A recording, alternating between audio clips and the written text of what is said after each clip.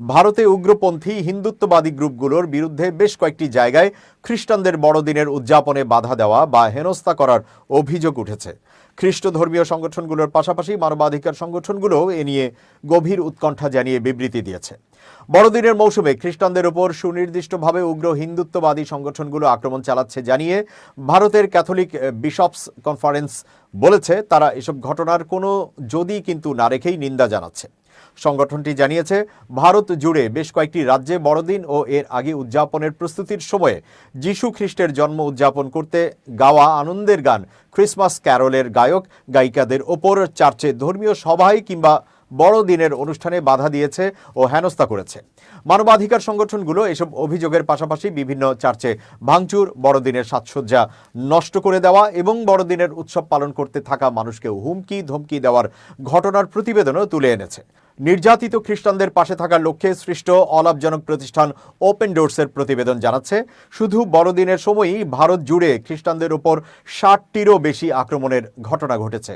এসব ঘটনার মধ্যে সবচেয়ে বেশি সমালোচনা জুগিয়েছে যেগুলো, তার মধ্যে একটি মধ্যপ্রদেশের জাবালপুরের, যেখানে বড়দিনের উৎসবে যোগ দেওয়া এক দৃষ্টিশক্তিহীন খ্রিস্টান নারীকে হেনস্থা ও মারধরতে দেখা যায় ভারতের ক্ষমতাসীন দল বিজেপির স্থানীয় নেত্রী আঞ্জু ভার্গাভাকে।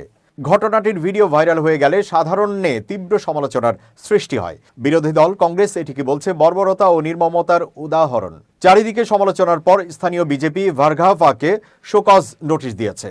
ভার্গাভা অবশ্য কোনো ভুল করেননি দাবি করেছেন।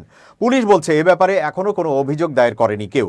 ওড়িশা ও দিল্লির আরও দুটি ঘটনার ভিডিওতে দেখা যায় কোথাও সান্তা ক্লজের ক্যাপ বিক্রি করা ব্যক্তিদের হেনস্থা করছেন একদল উগ্র হিন্দুত্ববাদী যুবক, কোথাও বড়দিনের সাজে থাকা নারীদের হেনস্থা করা হচ্ছে। দুই ক্ষেত্রেই বড়দিন উদযাপনকারীদের উপর হিন্দু দেশে খ্রিস্টান ধর্মের প্রচারণার অভিযোগ তুলেছে উগ্রপন্থী হিন্দুত্ববাদীরা।